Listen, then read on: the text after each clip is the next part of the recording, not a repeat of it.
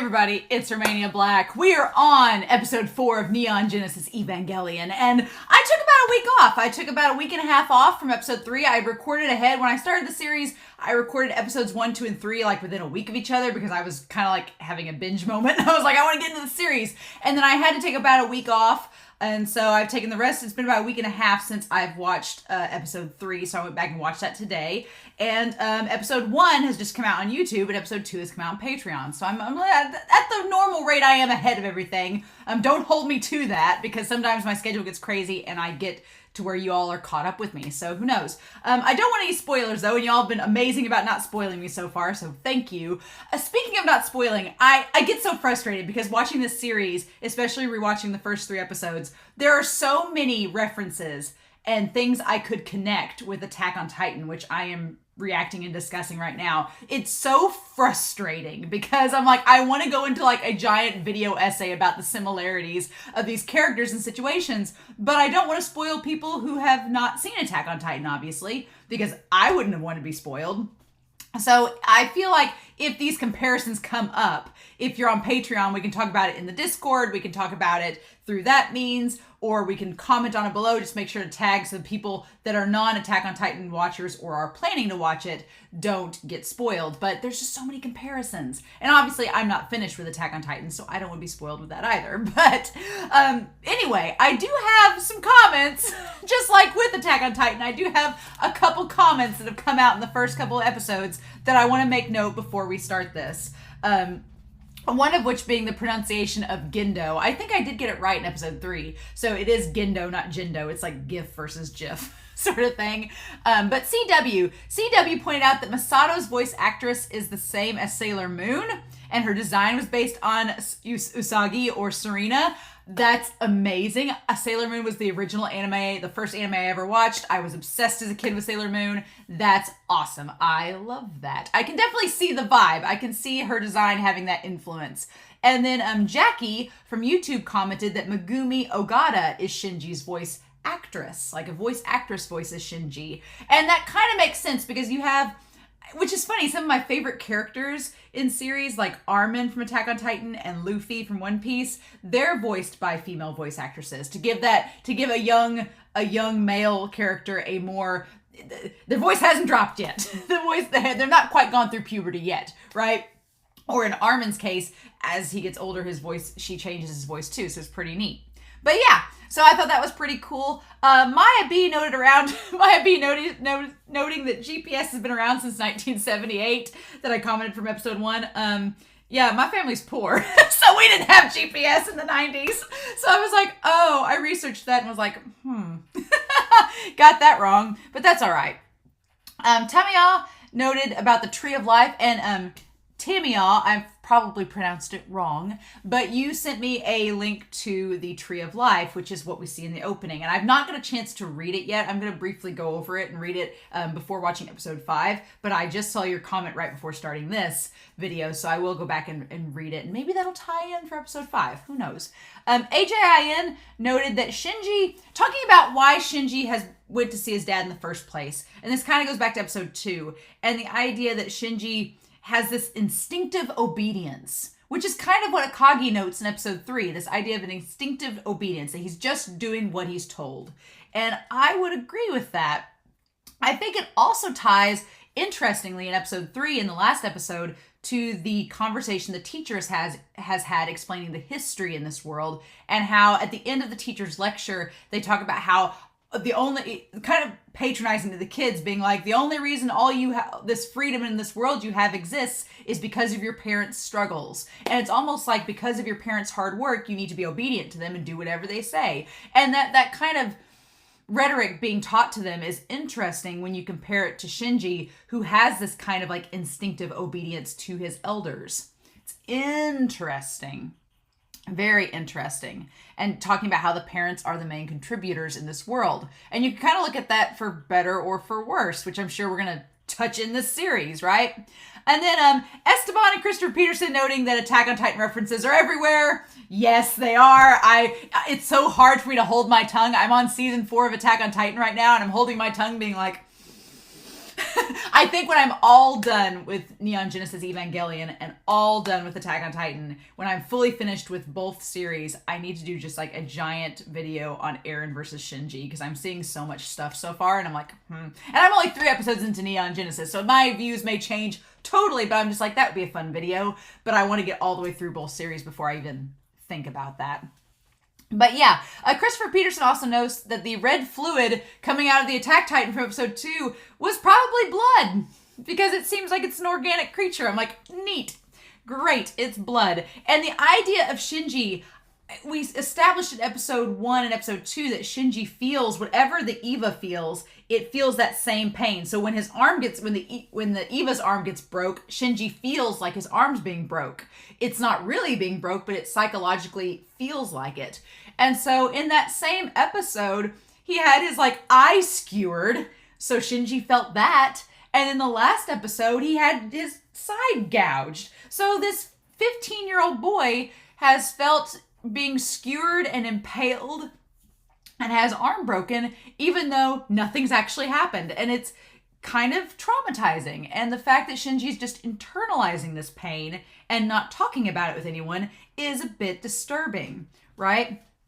Christopher Peterson also notes how in that conversation in episode 2 with Misato and Akagi talking about like the heart of the Eva, Misato kind of represents the heart, like the more like the kind of instinctive thing, and Akagi represents the mind, kind of the more calculating intellectual side of things. And I think that's a cool contrast between the two of them. Also, Christopher Peterson noted that in Swedish, Eva stands for Eve. And we've seen Adam come up in the OP, and we've seen all this religious imagery. So, and I have a feeling when I research that Tree of Life, it's going to be there. So here we go. But yeah, so fun times. I'm really excited to get in episode 4. I've taken a nice little break. When we last left off, Shinji had maybe made some new friends with Toji and Aida, but he may have also ran them off because he had a meltdown. So I'm curious to know, Shinji has been absent from school the last 3 days. Toji attempted to make a call and communicate with him, but kind of gave up on it. We've not seen Rei. We don't know about Aida, so I'm very curious what we're going to do with all this. So we're going to find out, shall we? So also, thank you, Anthony232, for giving me the scans for this, the files for the show. I really appreciate it. But with that being said, we are going to dive right in, and we're going to start episode 4 of Neon Genesis Evangelion, and we're going to start that here in 3, 2, 1, and let's go.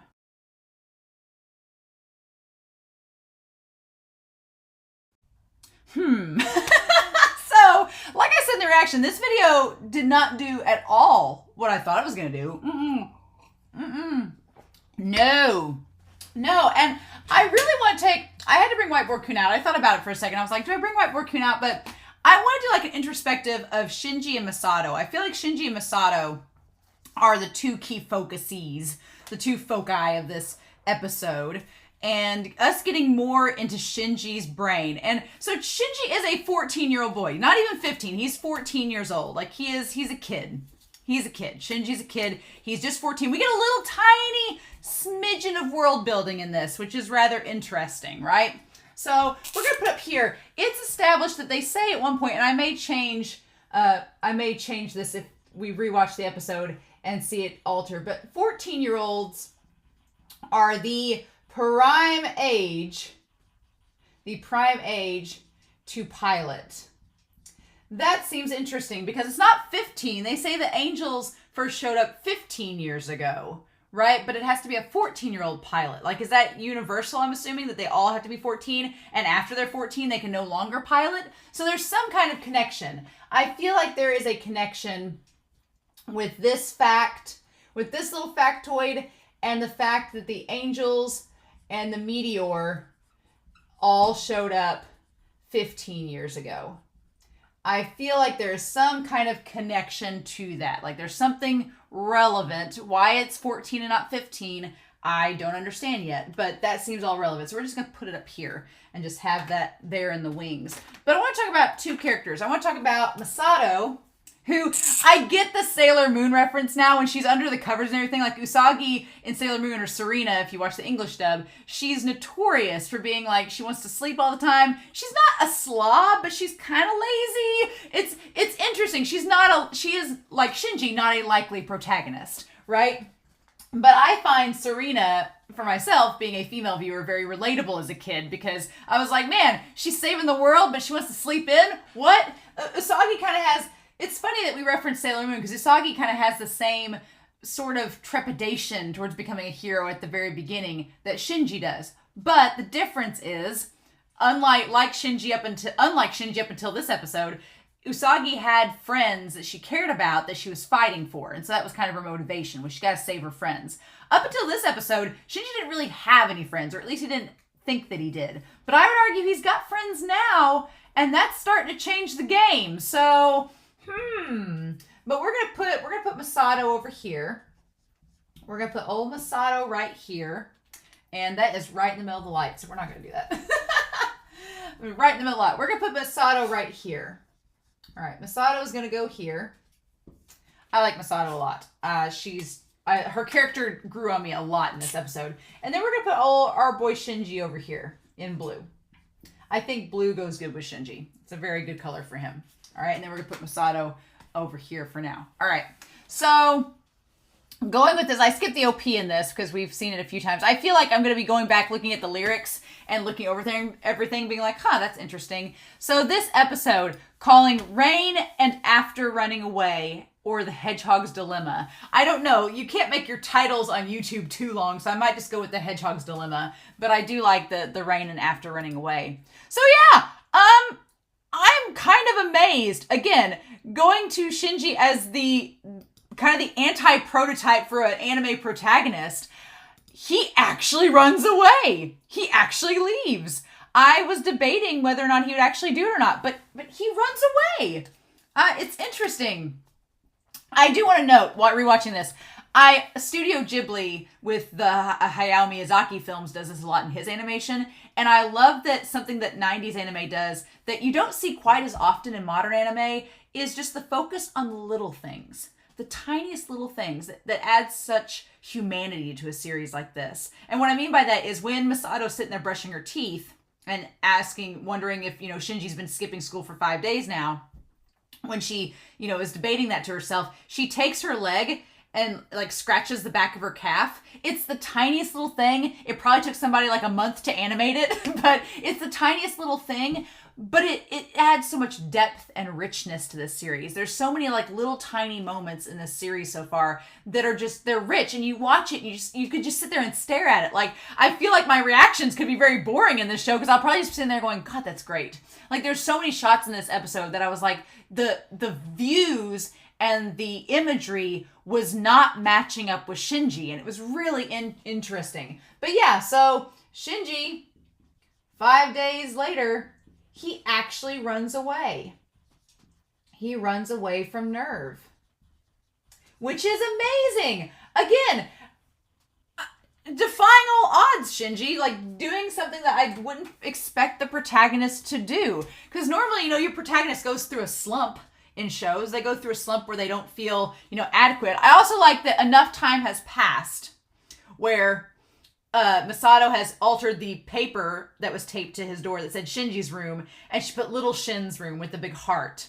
Again, kind of that, we talk about gender norm and expectations, kind of heteronormative norms and things like that, her doing the little heart and little Shin, viewing him as a child, right? Not recognizing him as a young adult. And that's kind of, I want to point this out, and it's not really indicative of Misato herself alone, but this concept of Shin being a child and needing an authoritative presence. Okay? And I think Misato in this episode, she tries to take on that mentor role. Okay? This is her episode to take on that mentor role. Because I think Misato realizes as this episode is going on, she's like, this is a 14-year-old kid. shouldn't want to pilot this EVA unit. I'm glad she's finally realizing that. In the heat of the moment in episode 1, she was like, get in. And now she's having second thoughts. She's like, well, maybe he's not cut out for this, right? Maybe he should run away. But I feel like by the end of the episode, she accepts this mantle as being like, I'm going to set a good example for Shinji, and I'm going to be there for him, and I'm going to be a mentor and a friend and someone he can confide in, because maybe she starts to realize, yeah, this is a 14-year-old kid. He maybe shouldn't be left to his own devices. Maybe he should have a role model in his life, so that he doesn't have a mental breakdown. So I like that she kind of goes on this journey along with Shinji, but at the very beginning of all this, she's like, how long are you going to keep skipping school? And it's been 5 days. Unit 1 has been already completely repaired. Don't you think the pilot needs to get his act together too? So at first, but before she gets this role, at first, she is acting kind of like very stern and a little bit patronizing, right? Like, kind of like she was in episode 1. That's where she starts out at, because she's like, don't you think the pilot should get his act together? Don't you think you need to do something, Shinji, and get off your butt and go to school? When she's been, like, lounging around the house all day. So she's a little bit patronizing there. And that's where she starts at in this episode. And by the end of it, she's kind of come a ways. Because she opens up the door here, and he just took everything and went. Like, clinically, like, made the bed, folded everything up. Everything's nice and neat, left her a nice little note and his NERV ID, said Miss Misato Katsuragi, and went about his business, took his clothes and went. Not that he had a lot of stuff, he just had his little bag. And she's like, I suppose that's not surprising that he ran away. Because, yeah, I mean, Shinji, as I talked about in the last episode, has had multiple nervous breakdowns at this point. He's internalized all this pain, and he has had no one to communicate or relate to. So he's been isolated and by himself. So he just got to the point at the end of the last episode, he's like, I can't take it. Bye. And I do give, it's interesting, I give props to the mangaka for saying, yeah, our protagonist is going to run away. Because normally that wouldn't happen. The protagonist would maybe like feel doom and gloom and would lounge around and be emo for a while, but would find somebody to lament their problems to, and that person would convince them to stay. The nice thing about this is that, well, not the nice thing at first, is that Shinji has no one to lament to, so that's why he runs. He's like, I can't do it. I can't talk to anybody, so I'm just going to run away. But then by the end of it, he kind of builds his own resolve himself. What I liked in this episode was that no one tried to talk Shinji. I mean, we'll talk about Misato's conversation with him, but at the very last scene, Shinji is the one to make the decision to not get on the train. Nobody, what I mean by that is Toji and Aida and Misato, they didn't show up at the last minute as he's about to step aboard the train. They're like, don't do it, Shinji, They didn't like try to hold his hand or grab him or pull him off the train or do that last minute plea. They showed up at the train station, but just to see him off, but they didn't force him to stay or try to. They let him make the decision himself to go or not. And it's like, okay, And so this whole episode is kind of Shinji's journey to find out, does he belong with Misato and NERV or not? And if not, then where does he go? Right? And so this episode's so interesting. It's beautiful too. The cinematography is gorgeous in this. So Aida and Toji, I'm going to put them up here. Aida and Toji. I'm going to put them up here too. Just kind of put Aida, and I know Toji has a last name, but I like calling him Toji because it's easy for me to remember. So they, go to find Shinji and are jealous of Misato. They're like, this guy's living with this hot babe. What? And he's been holding out on us, not telling us all this information. Like I said, in the beginning of the series, there is like this kind of sexuality talked about. And again, this is like, in the weirdest of ways, a coming of age story. Like, Shinji's 14, so he's like on the verge of puberty. He's like on the verge if he's not started there already. And so you kind of get the idea in this episode that he's starting to get there. A little bit. We'll talk about that. But these guys are like, what? They're both like, I love Shinji's face. Not Shinji, I love Toji's face. He's like, oh God, there's a hot girl here? What? Excuse me? And they both are like, and Aida, being like the perceptive one here, is like, oh, well, we're his classmates. Suzuhara. Toji's much easier than Suzuhara. And I like that he just butts in. He's like, I'm Suzuhara. Like, he's very formal. And then, again, Misato being like, oh, you're the guys that got in the unclassified government project that we're not going to talk about, right? You're those boys, right? And they're like, yes. And he says, sorry for causing so much trouble and apologizing. And then it's like, Aida tries to say something, but Toji butts in and says, he's been absent ever since then. I like Aida's face. He's like, you interrupted me, bro. Like, what? Like, he has this look on his face like, bro, what? What are you doing? But Toji is clearly, it's funny because Toji presents himself as being very serious. Toji, he presents himself as serious, but he's actually very compassionate because he makes a very big point to apologize to Misato and explain to Shinji that they're sorry, they shouldn't have said those things. We just want to know where he is. He's been absent. We think it's our fault. Like, he's actually very compassionate, even though he puts on this tough exterior, right?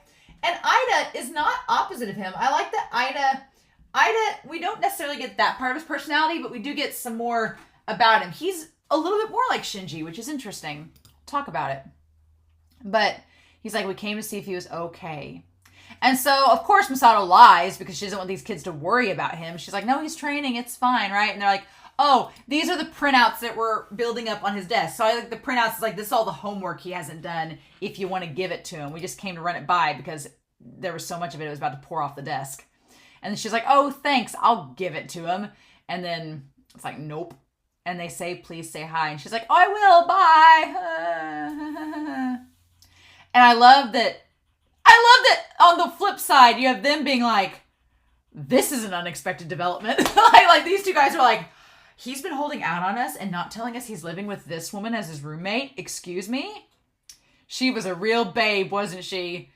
And then for a second, when Misato turns around and she's got the blush, I'm like, how old is Misato? Is she only like 19 or 20? Is she not that much older than these guys? Because I'm like, girl, these are 14-year-old boys. You shouldn't have a blushy face unless she's mad because Shinji's not there. Because she does kick the door and say, you know, Shinji, you baka. You know, she does kick the door there. And it makes sense because she's like, these kids care about you and you've left them. That's more the thing.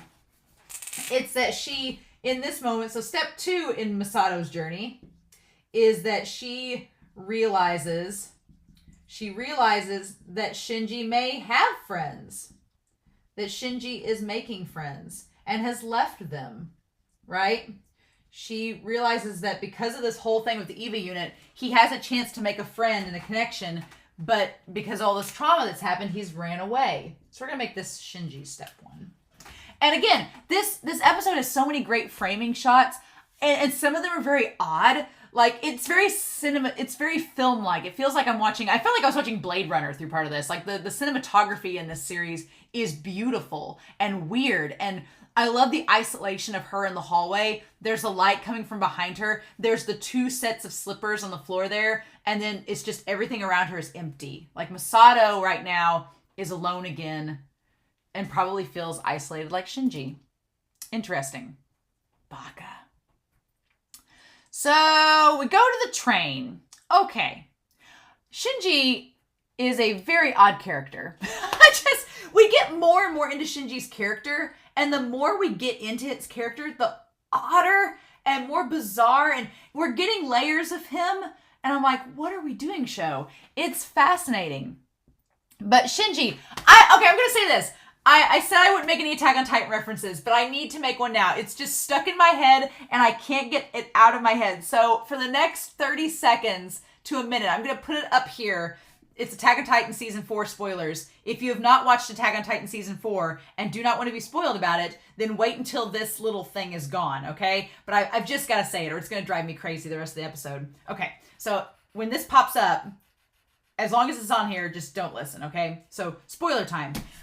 This shot of Shinji looking down with his hair in his face and the earbuds in, like, I could swap in Eren Yeager at any moment, right? I could, right? This whole attitude that he has. There's so many moments in this episode that I want to compare him to Eren. So, spoiler tag it down below so that people don't get spoiled. And please don't spoil me. I don't want manga spoilers. I don't want anything like that. But if you've watched season 4 of Attack on Titan up until episode 20 or 21 and you want to comment down below, please do about this, because I'm seeing so many Shinji and Eren parallels here, especially like season 3, season 4 Eren to Shinji now, that I just like, again, when this series is all over and I'm all finished with Attack on Titan, it may be a year from now, but way down the road, I want to make an Eren and a Shinji video because there's so many comparisons. It's fascinating. But anyway, that was my little Attack on Titan rant. It's over now. We'll get back to the episode. So Shinji feeling like, I'm sure he feels like a coward. He tells Toji and them later that he feels like a coward, that he ran away. And so he feels cowardly. Okay? He feels cowardly for running away. But he just doesn't know what to do. That's the thing. He doesn't feel a connection to anyone. It's natural to understand why he runs away, because he doesn't feel a connection to anybody. He doesn't know what he's doing. No one's talking to him. He feels like he's just being used, which he is. And so he just gets, it's too much. And because he has no outlet to talk to, because he has no one he feels like he can connect with, he's just like, well, I'll just run away. I'll just leave. I'll just exit the problem and we won't have it.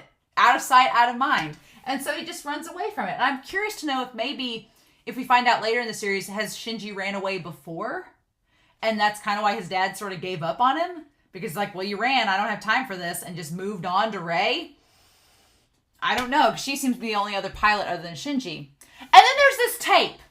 I wanted to pause it and go back to this tape, right? So we have here, I'm going to put this up here. We have program, I feel like this is going to be relevant. Program number 25, and it was the exact same thing in the last couple episodes. Program 25, and there's the 2 zeros for the hour. And there is the time, okay? And it says 76 minutes and 3 seconds. He keeps going back to it. He keeps playing the same thing over again, right? So we have that, and he rewinds it. And then he goes forward. So he goes from that, okay? He goes from that to program 26. Oh, keep it purple. Color coding this, Jazz. So then he goes to program 26 and keeps it the same. And it starts at 76 minutes and 3. So it's a very long tape. Whatever he's listening to, it's a very long tape.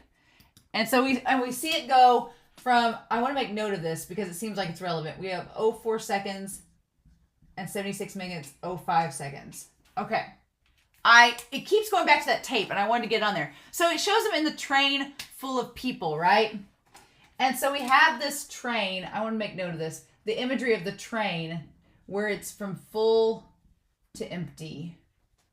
Full to empty, and Shinji is stagnant. He doesn't change his expression. He just stares down at that tape, right? He just stares down at the tape. And we have all the people on the train with him, right? And then it slowly dwindles down, and he's still in the same exact position. Same position. People just keep leaving, right? And then the one guy's left that's fallen asleep on the train. And then it's just Shinji by himself. And he's not moved at all. And so we have the track program 76 seconds, 5 seconds. And then he goes back to program 25. So he just keeps going back and forth within like 3 seconds of each other. Just back and forth. What? He just keeps playing the same 3 seconds over and over again? What is on this tape? What's in the box? What's on this tape? I feel like the movie 7 where he's like, what's in the box? I'm like, what's on the tape? What is he listening to? Over and over again in a 3-second loop. What? Why? I don't understand. And it's just him in the rain, like just looking down. And there's just the use of silence and sound in this series is amazing because it's just showing the rain and the train moving and him just like wallowing in this despair that he doesn't know what to do. And then we see people get back on the train, like more people get on the train. And I want to distinctly notice that it's girls getting on the train. that there's girls getting on the train and they clearly like cut off their midriff, like their shirts are raised high enough where they're probably like reaching for this, and their shirts are high enough where you can see like part of their stomach, but he pays them no mind, right? Pays them no mind, which when we get to the theater, we'll talk about that. But he just doesn't seem to care that they're there. And then we go through the tunnel and it's darkness. And then we cut back to him by himself on the train again. And it's the same Loop 7 Tokyo 3. He's been on the train for the entire loop. They've gotten to the end of the tracks. He's by himself. It says the train will be going out of service at this station. You need to get off.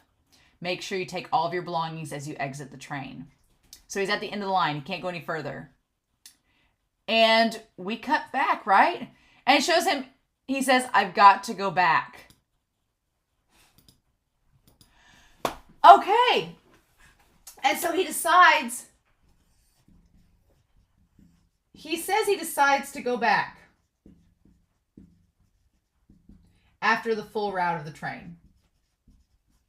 So he took the full train route, clear his head. At the very end, though, that's what's weird. At the very end, though, he goes back to track 26, and it's the 76 minutes and 3 seconds. He's cutting back to these same 3 seconds over and over again. What? There's something ain't right with Shinji. I'm just saying it. Something ain't right with this boy. Something's psychologically up. But he says, I've got to go back. He does the train ride. He clears his head. He does the full loop and just decompresses. And he's like, okay, because he's probably thinking to himself, he's like, where do I go?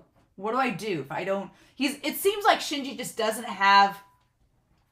Shinji's problem is that he really doesn't have a lot of identity. We don't really know if he has any hobbies. His room is always barren. It's very minimalist. He doesn't seem to have any hobbies or anything he's interested in. The only thing we know of is that he has this cassette tape he keeps playing over and over again. And maybe listening to the same 3 seconds over and over again. That's all he has. He even listens to it when he goes to sleep. I want to go back to episode 3 now. Or episode 2. I want to go back to episode 3 now and see if it's the same thing. If it's the same loop over and over again. I want to go back and look at that before episode 5. I'm going to make a note of that. But he decides to go back. And then he goes through the town. But I'm like, does he go back or does he go through the town? And like, where is he going to? He's still playing the same thing in his head. And he has the bag with him and he decides to go to the movie theater. I love this because I watched Jujutsu Kaisen and like, I'm so used to like stuff happening in the movie theater. But the movie they're playing, again, the movie that they're playing has something to do with the meteor striking 15 years ago. It's like they're playing this like disaster movie that's this kind of campy sci-fi because there's like barely anybody in the theater, so nobody's really there. It must not be very good because nobody's there to watch it. And they say an object only 10 millimeters in diameter crashed into Antarctica at close to the speed of light. Okay, now this is a fictional movie that's playing on in this world, so we don't know if this is theoretically accurate. It's the movie, so it may be fabrication, it may be an exaggeration, but the movie says it's something that's 10 millimeters, which is pretty tiny, hit the earth. It's like a meteorite, hit the earth at the speed of light. So the fact that it was going so fast caused all this disruption. All right, so tiny. Yeah, 10 millimeters, like it's bitty bitty. The technology you had was unable to predict or prevent such a thing. Yeah, so they just couldn't. It just happened. It's like hell out there. What is the purpose of science? So it's like, what is the purpose of science if you can't predict everything? If you can't... Ooh, that's interesting. That's an interesting concept because that's taking the purpose of science. I like that. What is the purpose of science? What is the purpose of science if you cannot predict catastrophe? Ooh. Because at that point, it's almost like science becomes like omniscience, right? If you can predict everything. That's interesting. What's the point of us studying it if it's not going to allow us to see the future or predict things to come, right? Interesting. the atmospheric flux caused by the change in the Earth's axes. And that's what caused the ice caps to melt, decrease by 3%. It threw everything off balance. So it's kind of banking off what we learned from the last episode from the history lesson. Again, a very similar approach to another mangaka whose works I'm watching, where they just insert this random stuff and it's just casually there for you to find out. And you're like, oh, this seems rather important. But cool, thanks for putting that in. So then Shinji sees the couple making out. He seems like, and here's the thing. They're like, so it's getting a little better. I like that subtext, as they're saying it's getting a little better, Shinji just looks dead inside. Like he just can't. There's still a tidal wave approaching. So then we get back to the movie. But Shinji, the next thing to note about him is that he feels connection. He feels a connection towards affection. Or a desire. I'm going to put that under a desire for affection. Because he watches the couple making out, right? There's the couple in front of him in the movie theater, and he's just sitting there with this dead shark-eyed look, like he's just totally dejected, totally doesn't know what to do. And then his eyes light up when he sees the girl like wrap her arms around him and they start making out, right? Yeah. And then he gets frustrated. And so it's like, and as we see him get frustrated, the voiceover for the movie is, you have an obligation to watch this living hell.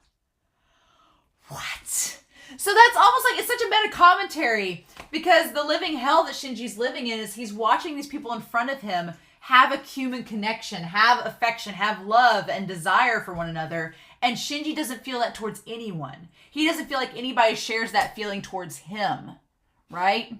That's the thing. Shinji doesn't feel like anybody wants him. Because he said that back in episode 2. He's like, it's just like I thought, nobody wants me. And when he's watching this couple in front of him, this man is obviously wanting this woman, and this woman wants this man. And so he sees these people in front of him having something he doesn't have, and that he doesn't think he can have.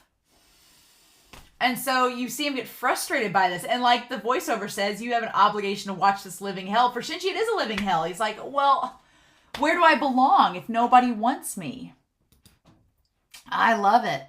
It's great. And so then he leaves the theater and he moves out by the vending machine to sleep with his head on the bag. Like he's slowly making his way back. And it says, documentary, The World Sinks, Second Impact, Tokyo 2 in Tokyo. So, from outside the movie theater. And I love, again, you have all the wires and the cables connecting. It kind of ties to like the Eva and the Angel in the last episode looking like they were connected by wires.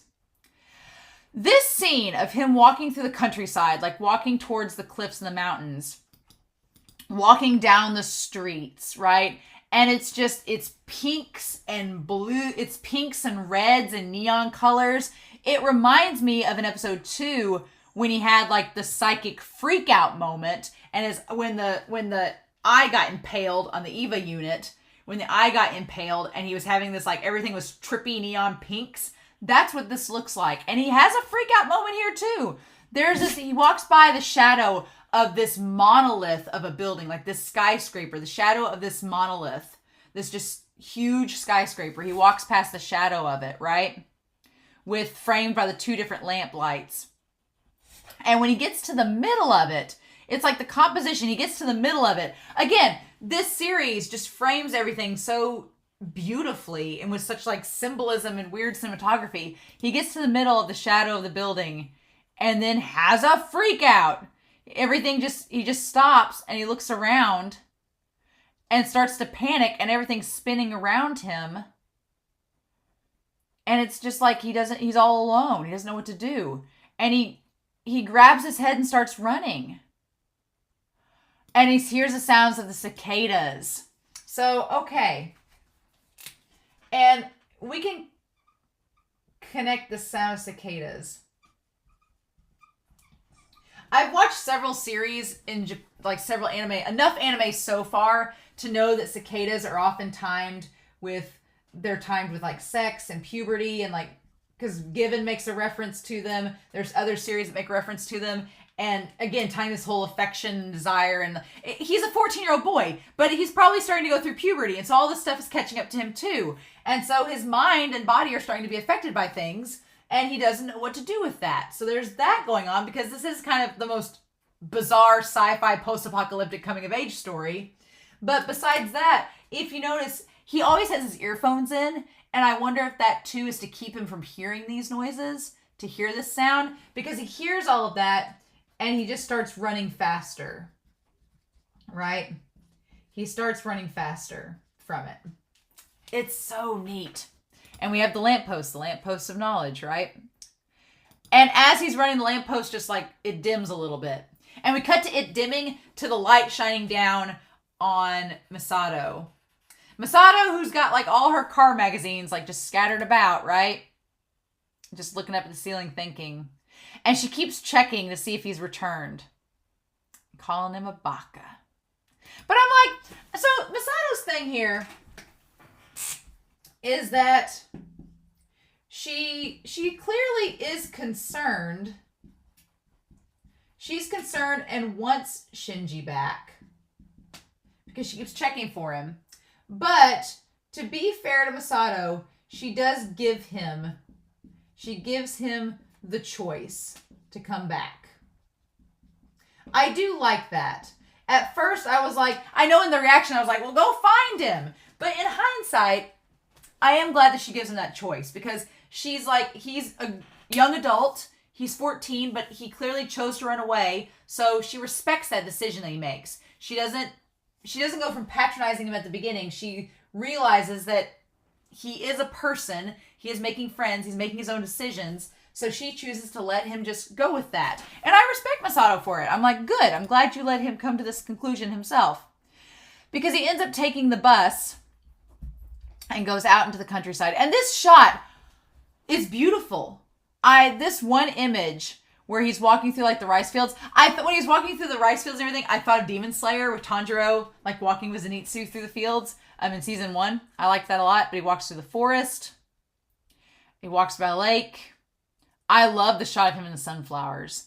The sunflowers. All of this looks painted on. It all looks like a painting, which it's 2D. It probably was. But here's the thing. This scenery is beautiful. Like, it's just nature in its most natural state, and it's gorgeous. Shinji is just looking down at the ground. He is Charlie Brown walking it through sad days, right? He is not paying attention to this beauty that's around him. And it's so interesting. And then he gets to the cliff of this hill, this beautiful mountain area, like up in the fog and the mountains. And you can kind of see, I'm guessing it's Tokyo in the distance. And I love him just looking off at the city. And honestly, him looking up into the fog, it's like the best Shinji's ever looked in this series. He looks there's this like serene calm around him. It's kind of crazy. There's this serene calm. So I guess it's not Tokyo 1, it's Tokyo 3. He is going back to Tokyo 3, right? And he sees the city there. So yeah, this is Tokyo 3 that he's going back to. Okay. And then he's just at the foot of the mountain, or at the edge of the cliff. And that's when they say he's only 14 years old. So yeah, him sitting at the edge of the cliff, like he's just internalizing and thinking about all of this. And he just looks so at peace and serene. It's kind of crazy. But I love that shot of him just like on the edge looking down. And that's when Misato says he's only 14 years old. And then Rei is 14 as well. And we have her going under all these CT scans. Like, girl has injured herself quite a bit. It seems cruel to making him bear the burden of mankind's destiny. So the way they phrase this is that the Evas and the pilots, they bear the burden of mankind's destiny. Whatever that amounts to. That's not ominous at all. Cool. You know. And so we have no choice but entrust the piloting to Evas to 14-year-olds. Okay. And they keep like looking at her eye and everything. Okay. And Misato's like, I know. So then Akagi's asking if he's called back, if he's shown back up. And Misato's like, no, he hasn't. I think he might never come back. And so Misato's worried. And Akagi's like, well, then what are you going to do about it? And she's like, well, nothing. If you won't come back, maybe it's for the better. So she makes the active decision that Misato, she's concerned, but yeah, she's not going to force him back. She decides not to force him to come back to the NERV unit. She's like, no, if he won't come back, maybe it's for the better. And Akagi's like, well, why in the world do you think that? And she says, after the battle the other day. And that's, so, again, referencing shows that I'm watching, we go back to this conversation that Shinji, and again, every time Shinji is around an adult, like here he has his hands on his knees and folded very politely, like, and when Shinji is met up with the NERV officials, he's very polite and obedient. He does not, talk back, does not raise his voice. That's the thing. Shinji doesn't talk back, doesn't raise his voice, doesn't yell back at her, even though she's yelling at him, kind of. She doesn't really yell at him. She gives him a talking to, though. But no, he's very polite to a fault. But this conversation, Misato's like, why'd you ignore my order? And he says, I'm sorry.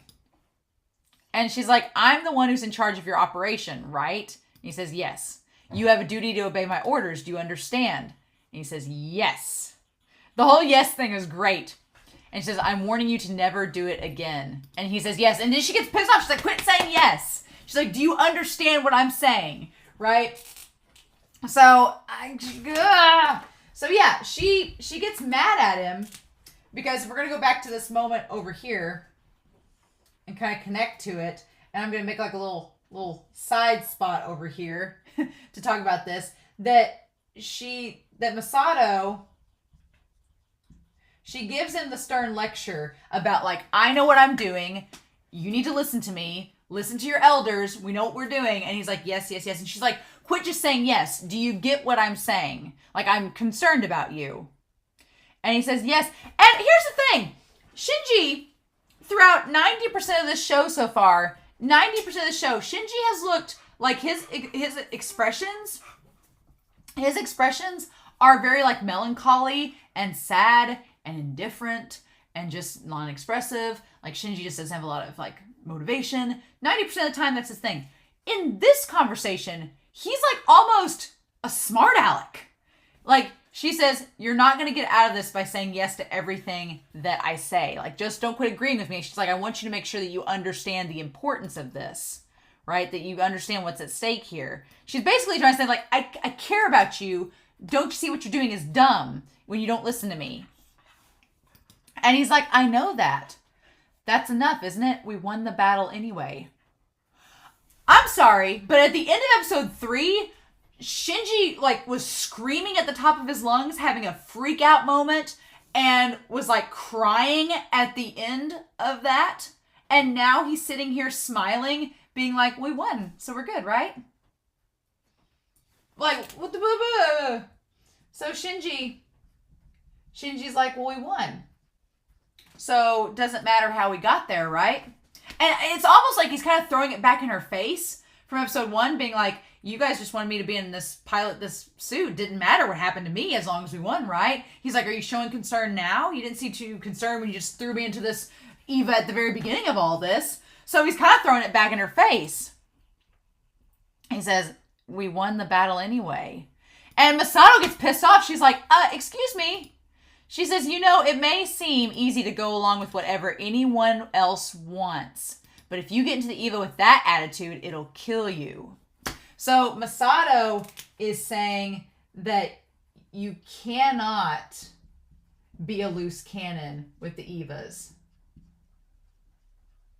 She's like, you may be able to have that kind of attitude with an adult, like outside the Evas, but if you go in there thinking that you're just going to just show up, run around, do whatever, and that you're going to be saved in the end, that's not going to work. It'll kill you. And then he goes, I don't care. That's the scary thing. That is the scary thing that he tells her. I don't care if it kills me. That's the freaky thing. Is that, and the way he says it, he's just like, I don't care. And she's like, and she's like, it'd be nice if I could say you've got the right attitude. But if you expect to get any praise out of me, you're wrong, Shinji Ikari. And he says, that's not the point. In any case, I'm the only one who can pilot it, aren't I? Oh my God. And this is face here. He says, I'll do it. So he's saying, I don't care. I'm the only option. So I'll do it. Oh my gosh. And I don't know if it's just the way they animated it, making him look so like carefree as he's saying that. I don't know if it's just the way that they animated it, or if it's actually supposed to look like that, because he almost looks like happy in that moment. I'm like, if he's mocking her, but he's like, well, why? He's like, why does it matter? Anything you tell me, I don't care. You're going to stick me in this robot anyway to fight these monsters. So why do I care? If I just get the job done, what does it matter? Like, you tell me to do all these special things, but at the end of the day, you're just sticking somebody that has no clue what they're doing in this robot and hoping for the best. He's like, so why does it matter how I get the job done? As long as I get it done. And she's like, that's not how this works. And then Misato's like, yeah, he might not be the best person to pilot this thing. She's like, if piloting an Eva means nothing but pain to him, he shouldn't get into it again. So yeah, so Misato is saying, if it's only going to bring him pain, if it's painful, why make him repeat it? And maybe that's the first time she really realized how he felt about all this. But in that moment, she's like, maybe we shouldn't make him get into this. Otherwise, he'll get killed. And Akagi's like, but we need pilots. So it's this weird paradox, right? The paradox that we find with Akagi, the conundrum we have, is that they need pilots regardless of their attitude towards it. It's like, we have a need, we need to fulfill it. Akagi's like, yeah, this kid, he's giving off some weird vibes, could be problematic in the future, but we need the pilots, so let's just do it. It's like if there's a bus driver for a school bus and they're like talking about how they really hate driving school buses and could possibly run off into a ditch, but we need the school bus driver, so they're the only ones we got. I guess we'll go through with it and hope for the best. That's kind of what Akagi's suggesting, and Misato's like, Again, we talk about the mind and the heart. And Misato is seeing the heart of the matter. And the heart of the matter is, if this is causing Shinji pain, maybe we shouldn't have him do it. And Akagi is being the mind, being like, well, to save humanity, we need to use these Evas. To use these Evas, we need pilots. And the only pilots that we have available right now are Shinji and Rei. Presumably, Gendo has gone off to look for the redhead, to be the other pilot, but we've not got there yet. So, yeah. That's our dilemma. And Misato just being like, And so then we cut to Aida. Aida's very interesting in this. Aida, oddly enough, doesn't have a family. And seems like they're by themselves out in the outskirts of town. And so Aida is kind of a loner, like Shinji. He's made friends with Toji, though. But Aida is a loner who doesn't have a family and is playing soldier. And it sounds very disturbing that he's like doing this, because Aida seems to have this fascination with war. Like, he wanted to take footage of the battle and stuff in the last episode, and here he's playing soldier. But when you're kids, like, I remember I had little army men as a kid that you played with, and so it's natural. But he's 14 now. It's interesting. But he's like, and he just imitates, like, you fool, and talking about like being the hero, right? He wants to play the hero, which is, even though he's similar to Shinji, he's quite opposite in the fact that he wants to play the hero and save the day. I love that shot of him looking up and seeing like all the weeds and stuff around him, like, and it kind of looks like angel, like feathers, like wings. It's interesting. We're talking about religious symbolism. It looks like angel feathers above him. Okay. And I love that we just linger on that shot. And then he says, oopsie daisy. And I haven't heard the phrase oopsie daisy in a long time, much less in an anime.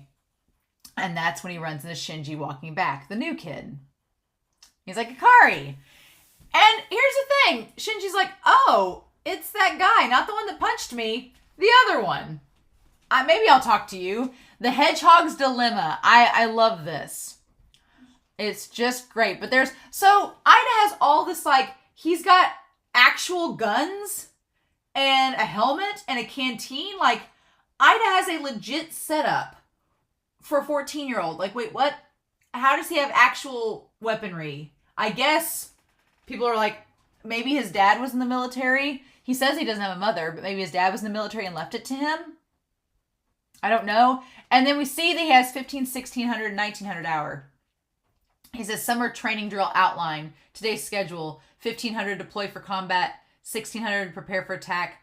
And then commence firing. So, interesting. He's got the little radio and the flashlight.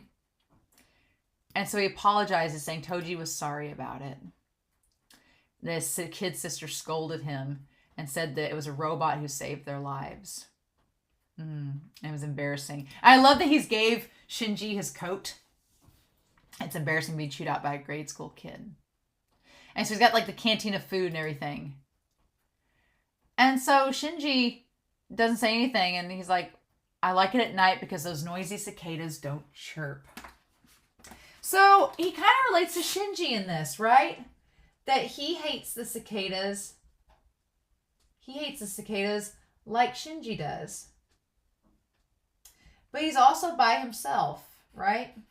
He's a loner. And Toji has a family to go back to, but Shinji doesn't seem to, and neither does Aida. And we don't know if Aida's family's died, and because they've made talk in the last couple episodes about lots of families evacuating and leaving, but I don't know if Aida's family had left, I don't know if they would have just left him with all of that survival gear unless he requested it. I don't know. It's just odd that he's out in the sticks with all the survival equipment just by himself. Unless that's just like the norm. People just kind of live on the outskirts like this. Although I remember that it was pretty quiet when I was a kid. There's been more of them. And so Shinji makes the comment that the ecosystem's returning to how it once was. And that's what Miss Misato says. And so, yeah. So Shinji's making note that it's been 15 years. The ecosystems are starting to come back. Everything's starting to return to normal now that this time has passed and the world's adjusting, right? And then Aida says, oh, Miss Misato said so. Like, this woman that you're living with, huh? Who's she? And he says, I envy you. You're living with such a beautiful woman and pilot the Evangelion. So yeah, these boys they're just teenage boys. So he's like, oh, you're living with this hot lady and piloting it. Like, Shinji has the life that Aida wants. Aida's like, you get to play the hero and you get to live with a beautiful woman. Like, I don't get that. Like, that's what I want. Although I'm sure that he realized in the last episode just how, and it's almost like, he's like, I wish I could get behind the controls just once. And I'm like, do you, Aida? Because you saw kind of how Shinji reacted in the last episode. It wasn't good. Wasn't exactly, I wouldn't describe it as, I can't say I describe it as ideal.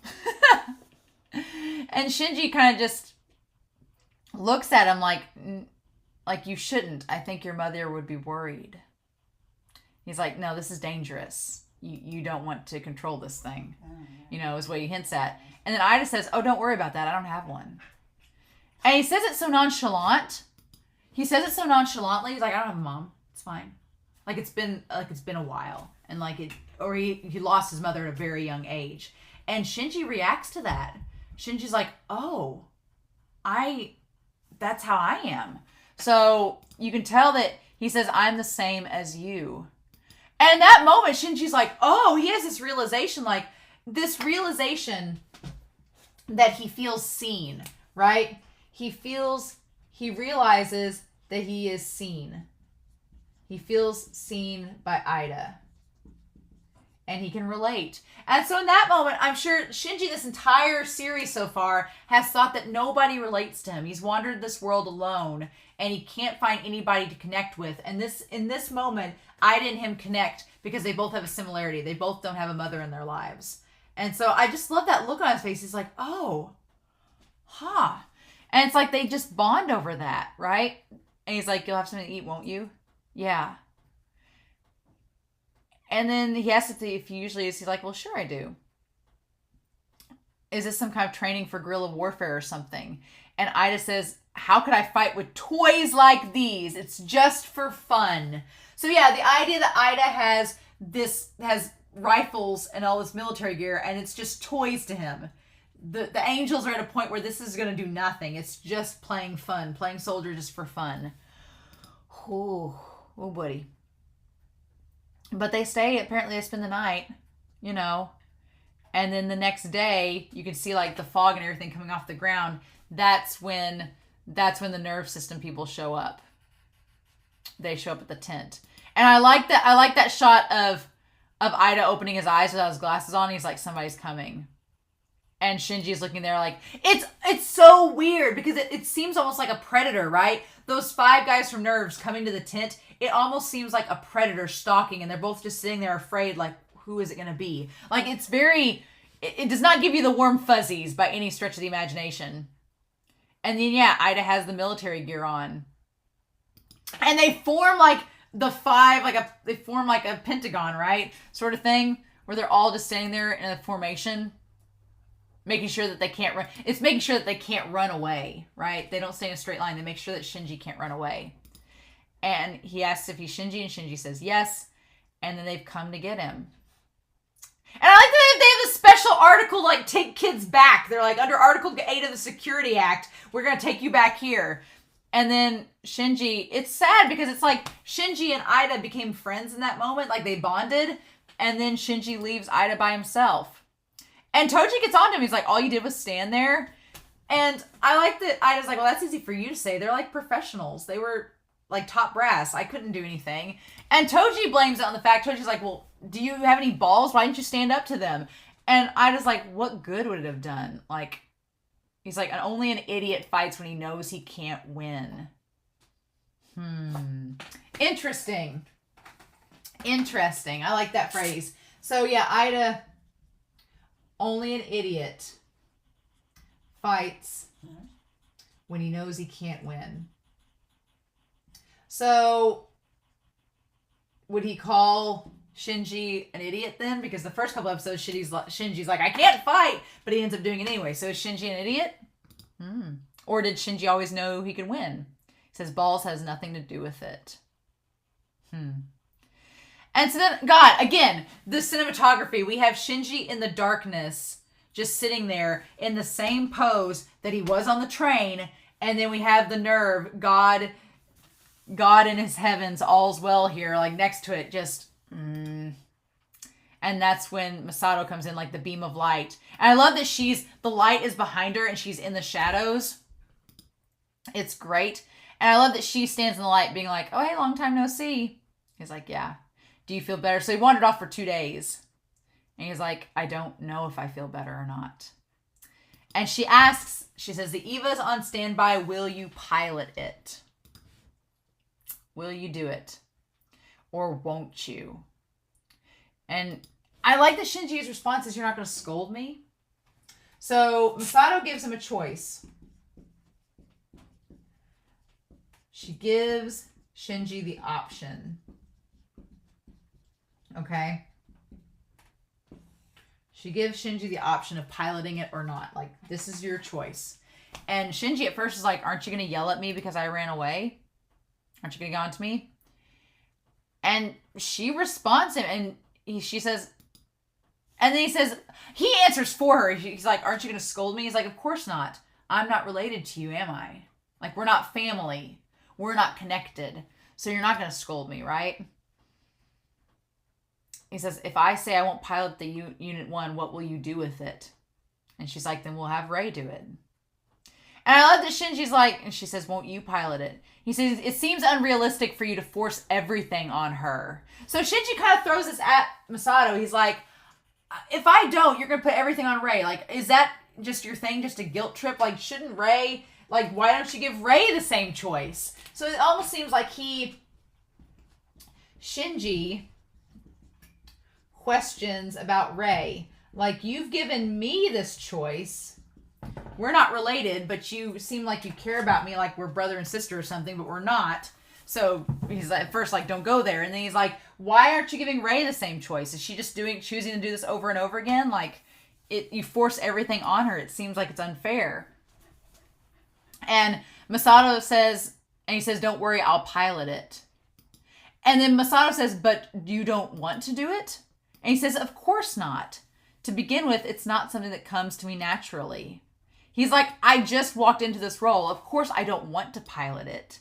No. And he's like, but Ayanami, Miss Misato, and Miss Ritsuko. And she's like, cut it out. She's like, this has nothing to do with us.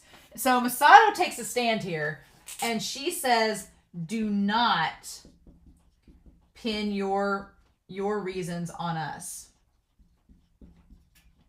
She's like, if you don't want to pilot it, it's because you don't want to pilot it. But she's like, don't say it's because of any of us. Like, no. And what did she say there? She says, cut that out. She's like, just forget about it. Yeah, I love that she's still in the darkness as she says this. She's like, if you don't like it, then get out of here. Leave. Just forget all about Eva and us and go back to where you came from. We don't need someone with that attitude piloting. So she's like, you can't. I like that we have this contrast because Akagi and Gendo seem to be like, Shinji's going to do this because we tell him to. He's going to use this. He's going to follow this, instinctive obedience is what he's going to do. And so Misato's having none of it. She's like, no. She's like, I'm tired of you just agreeing to stuff because you think you have to. She's like, if you don't want to do this, don't. Because if you're just doing this out of some weird obligation to us, that's not the attitude that you have to have piloting this. You need to do this for yourself. And if you're not going to do it for yourself, then leave. Go back home. Because it kind of goes back to what AJIN was saying in the comments, that Shinji came to find his father out of this like son to father obedience, right? Even though he didn't really know why he was doing it. And once he got there, he really wasn't happy about it because he's like, I came here. Now what do I do? And Misato's like, then just leave. Like, if you don't want to be here, go. But don't stay because you feel like you're obligated, because that's going to get you killed. I love it. And I love that he just kind of sits up and you don't see his mouth, but you see his like eyes shining, and they don't look like dead shark eyes anymore. They're like, he sees a light. And she's like, I want you to make a choice for yourself. And then she leaves him again. Ah, God, it's great. And his eye, like, he just has that moment where everything's in red, and he's like, oh. Like, he has to make a choice. So then we cut to Akagi, Rei, and Gendo, saying the third child is leaving Tokyo 3 tomorrow. Okay, so the third child is Shinji, and Gendo doesn't look happy about it, but to Gendo's credit, he's not stopped Shinji, maybe because he thinks he's coming back in the end, but he's not stopped Shinji. I will give Gendo some credit. He's not stopped Shinji, which is interesting. So here's the thing. We have the third child is leaving, and then we'll reconfigure Unit 1 systems for Rei. And Rei still is beat to hell. What the heck? Regardless of the results of Unit 00's reactivation experiments, we'll move on to experimenting with Unit 1. And Akagi looks back to Rei like, you gonna be up for this? And Rei looks just worse for wear. And Akagi says, he says, according to the Marduk organization's report, the fourth child hasn't been found yet. So there's something special about these specific children. It's not just anybody. Because I'm like, there's surely a bunch of 14-year-olds around. If it was just somebody random, it wouldn't be that important, right? But so Shinji is the third. Which makes sense. Isn't that Japanese for 3? Isn't that it? The third child. And they don't know about the fourth child. So here's the curious thing. What is Rei? Is she the first or the second? And who's the one that we've not seen? There's only a 0001 unit in the imagery. In the imagery that I showed back at the first episode, the girl in the red had a 02 on her uniform. So there's been only 3 Eva units, but there's 4 children. What? So did one of the kids die? And that's where Rei's been stepping in? Why these kids, why are they so special? And then because they don't have a fourth child, Akagi says that means we can't get any pilot replacements. And the answer is no. And then, so I like this scene here where Shinji gets his NERV certification resigned. It says where he's resigned and his card's all punched up. And he asks where Miss Misato is. and he'd like to say goodbye. And the officials are like, no, you're no longer personnel. You don't get to stay here. We can't give you any information. I kind of like that. It's very realistic, right? And of course, we cut immediately from that to a shot of electrical phone wires, like phone lines. Like the telephone lines is the shot we get right after Shinji is told he can't make contact with Misato. Just that instant symbolism of him being cut off from communication with her. He made the choice. He decided to leave NERV. But the consequence of that choice is that he can't talk to Misato anymore. Damn. Okay. And we just linger on it. And then I love how barren all of the shots are. Like everything in this world just looks empty. It's a very empty feeling, right? Which, if you think about it, they said that half the world's population was destroyed during the events of the meteor. So yeah, it's just a very desolate world. And so Shinji's getting ready to get out of his car and leave. And then as he's getting ready to leave, Toji and Aida show up to give him his bag. And I love this.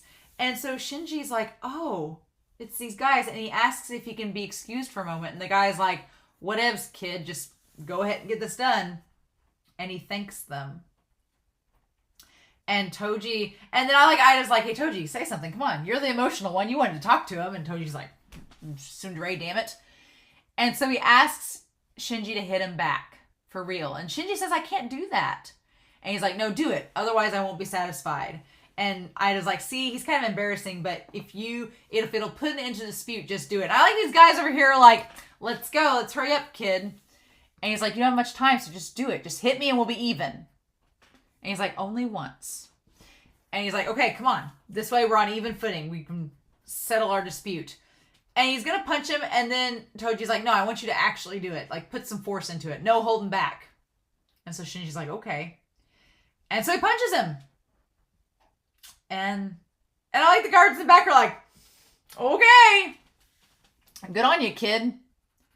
And so then Toji, I just like that expression Toji gives. It's so soft. He's like, okay. It's like a rite of passage. Like, they both became friends in that moment that they got even, right? Toji's like, well, now I'm even. You paid me back for making you feel bad. And now we can move forward. And Ida's like, yeah. And it's this really heartwarming moment. And Shinji's like, how'd you know I'd be here? And then Aida says, it's a hunch. We've seen dozens of classmates off now. And I don't think that's for the EVA program because they established that they're only on the third or fourth child. But I think it's just whenever people leave Tokyo 3... and whether they're evacuating or leaving to go somewhere else, they go through the same area, the same checkpoint. And so Aida and them like, we knew you'd come here. So it was just a hunch. We figured we'd try to beat you here before you left. And it's kind of sad that Aida's like, we've seen dozens of classmates off now. Like, they've seen so many people leave Tokyo 3 because it's going to be this battle city. And Aida clearly can't go because he doesn't have a family structure to take with him. So that explains why Aida is kind of obsessed. That explains a lot of why Aida is obsessed with trying to figure out what the government's doing, because this is the only world that he knows. The only world that Aida knows is this battle city. He's stuck in it, and he's like, if I'm going to be stuck in it, I need to know what's going on. And when the government's keeping stuff from him and he feels left out, he's like, well, what do I do? So that's interesting. That explains a lot about his character, actually. And then Shinji just kind of feels, you could tell Shinji's like the audience, like he feels sad by that. He's like, oh. And it's almost like in that moment, Shinji, he feels like he's, letting down and abandoning his new friends. Because they're basically saying that, oh, well, we've seen this happen dozens of times now. We don't keep friends here. They just ended up leaving eventually. And that makes Shinji feel really sad in that moment because he's like, oh, you guys are like the first friends I've ever had. And because of my choice, I'm leaving you. I'm like, because I chose not to be the pilot, I'm going to have to leave the only friends I've made so far. And then God, Toji just puts the nail in the coffin. He's like, if you're leaving, we'll have to leave the city sometime soon. Meaning like, well, if you're leaving, that means that we don't have a pilot anymore, which means that I guess the city's going to get worse and worse. And I guess we'll eventually have to leave too. It's like, I know that Toji didn't mean to make it a guilt trip. I know Toji didn't mean to do it that way, but it sounds Like the worst thing. It sounds like such a guilt trip. And he's like, but we can't blame you for that. We saw how you suffered in the Eva.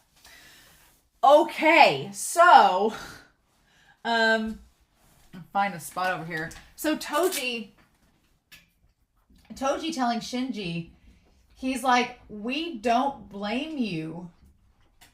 We don't blame you for leaving. We don't blame you for going because you've suffered. It's your choice. And that's the thing. Shinji has wanted to feel wanted and to want somebody around him that cares about him. And up until this episode, he hasn't really gotten it. But he's seen with Misato, where she's like giving him the choice, that she cares about him, at least more so than any other adult in his life, including his own father. And then with Toji and Aida, they're like, hey, if you gotta leave, man, that's your choice. We're not gonna make you stay. We saw how you suffered inside that EVA unit. That's awful. Do what you gotta do and we'll be fine. And for the first time, they're not telling Shinji what to do. No one's telling Shinji what to do. No one's patronizing him. No one's asking him to be obedient. Aida and Toji are like, do what you gotta do, man. You make the call. And we're fine with it. And that's all. Shinji's just wanted to be accepted like anybody else and had his own opinions validated. And he's like, oh, well, crap. And he says, if anyone tries to blame you, then I'm going to give him a headbutt. He's like, and don't let anybody make you feel guilty for that decision. Which inadvertently, Toji trying to make Shinji not feel guilty, I think kind of makes Shinji feel a little bit guilty. Because he's like, well, damn it. Because of my decisions, my friends could be suffering. Damn it. And yeah, and Shinji's just like, oh. And he says, don't look so gloomy. And they tell him to take care. And then he's about to say something, and the guards are like, the UN guards are like, okay, it's time to go. And he grabs his stuff to leave, and they're escorting him up the stairs and like out of sight. And that shot where Aida and Toji, they just look sad to see him go. And yes, yeah, so they're escorting him out of the building. And Shinji's just like, and they run to see him off. They run to see him off. And as he turns the corner, he runs back to tell them.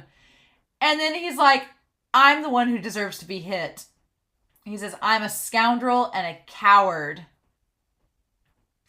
And says, I'm spineless and weak. Don't give us any more trouble. So, God. So yeah, Shinji's just like acknowledging that he's a coward. And so he kind of comes full circle in this. He acknowledges to them.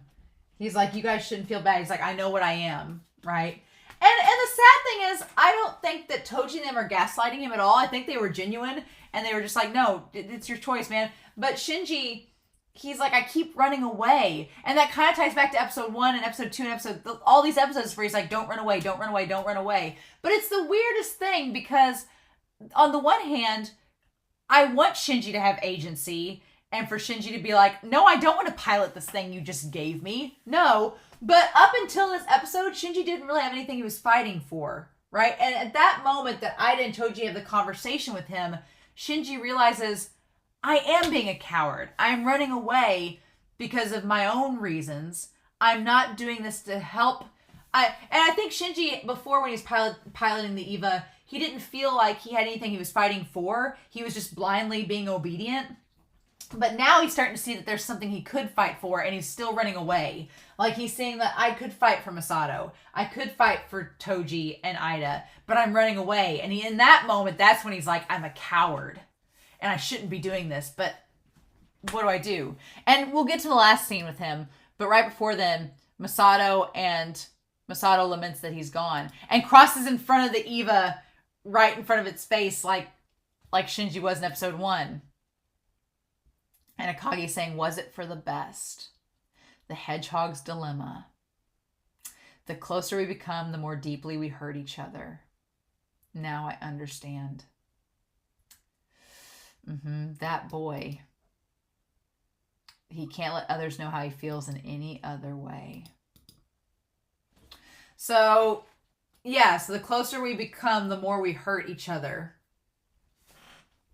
And so Shinji has such a hard time communicating with others because he's like the hedgehog. He doesn't want to bring people close because he thinks he's going to hurt them if they get any closer. But that's all he knows, right? So Misato kind of realizes in this moment that, yeah, Shinji being like he is and distancing himself is just because he's afraid to get close to people because he doesn't want to hurt them.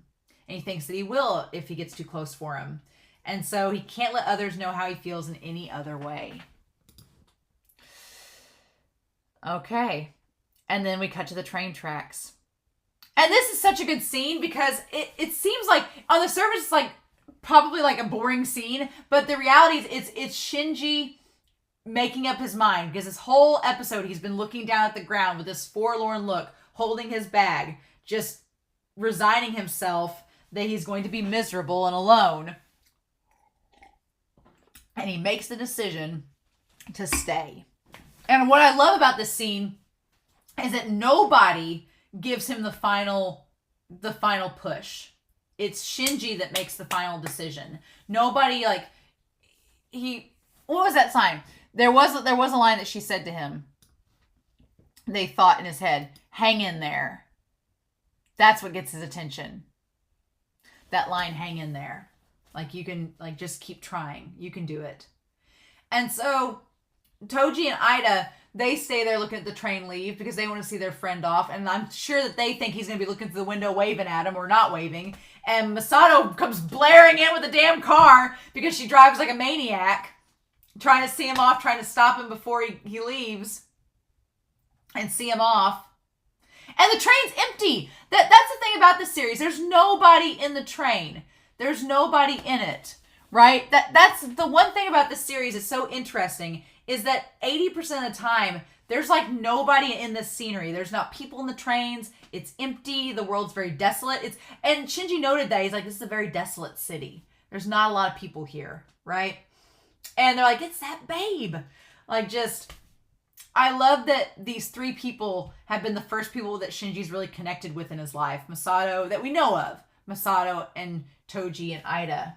And none of them stopped at the last minute to like pull him off the train or to keep him to stay. They let him make the choice.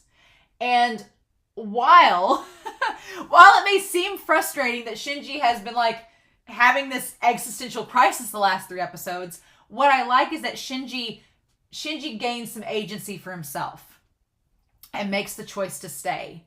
And he makes the choice to stay because now he has friends.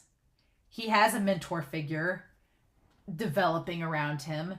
And it's the hedgehog's dilemma where he doesn't want to let people get close to him, but he still craves that compassion. He still has human needs, basic human needs that need to be fulfilled. Like there's a base instinct for wanting compassion and to be with someone else. And he's afraid of people getting hurt by him. But we've seen that Toji and Aida have seen Shinji at possibly his worst so far, right? They've seen him at like his mental breakdown state. So if they can get past that, they're going to be great friends.